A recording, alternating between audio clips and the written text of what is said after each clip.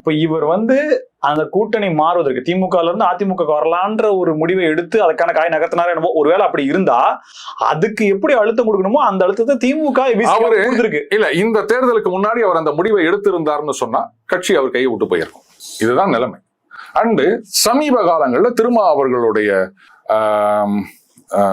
அந்த பேட்டி எல்லாம் பாருங்க, அவருடைய பாடி லாங்குவேஜ் எல்லாம் பாருங்க, உள்ளுக்குள்ள மிகப்பெரிய ஒரு வருத்தத்துடனும் வேதனையுடனும் இருக்கின்றார் அப்படின்றது நல்லா புரியுது. வழக்கமா திருமா அவர்கள் பேட்டியெல்லாம் ரொம்ப ஒரு லைட் பேக் அப்ரோச், ரொம்ப கேஷுவலா அவர் பாட்டு சாதாரணமா பதில் சொல்லுவாங்க, ஒரு நிர்பந்தம் இல்லாம பதில் வரும். இப்ப நெருப்பு மேல உட்காந்துட்டு பதில் சொல்ற மாதிரி அவர் பேசிட்டு இருக்காரு, வார்த்தைகளை தேடுறாரு. புரியுதுங்களா?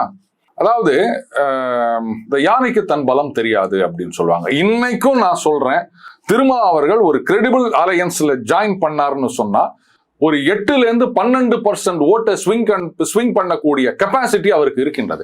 ஆனா அவ்வளோ பெரிய செல்வாக்கு இருந்தும் இந்த 4 சீட்டு 6 சீட்டு 8 சீட்டு இப்படி ஒத்துக்கிறது, அதுக்கப்புறம் ஒன்னு எங்க சின்னம் ஒன்னு உங்க சின்னம்ன்றது, இல்ல பாதி இந்த சின்னம்ன்றது, ஆட்சியில பங்கெல்லாம் யோசிக்கவே கூடாது, அதுக்கெல்லாம் இங்க இடமே கிடையாதுன்னு சொல்றது.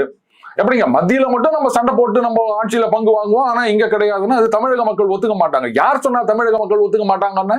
ஏன்னா ஓட்டு போடும்போது அவங்க கூடவே ஒரு சீட் எழுதி கொடுத்துட்டு போறாங்களா? கூட்டணி ஆட்சியெல்லாம் கூடாது, நீங்க மட்டும் தான் ஆட்சிக்கு வரணும்னு யாராவது சொல்றாங்களா?